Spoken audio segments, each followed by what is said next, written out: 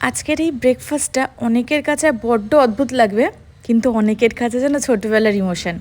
আর আমিও তাদেরই দলে যাদের কাছে এটা ছোট্টবেলার স্মৃতির মধ্যে পড়ে। ছোটোবেলায় এই পরোটাটা ভীষণ ভালো খেতাম, এত ভাল লাগতো খেতে আমি বলে বোঝাতে পারবো না। যে কোনো পরোটা না, এইটা কী যেন চিনির পরোটা।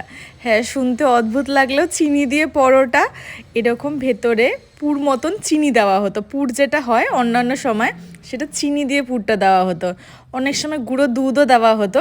জানি আনহেলদি চিনিটা, আবার ময়দাটা।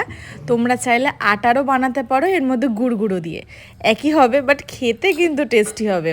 তো অনেক বছর বাদে বানিয়েছি, এখন আর এসব খাওয়া হয় না। সেই ছোটোবেলাতেই কাটানোর সময় কাটিয়ে চলে এসেছি।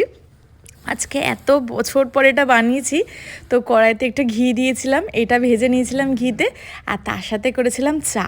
তো গরম চায়ের সাথেই পরোটাতে সকালবেলা স্মৃতি জেগে উঠল।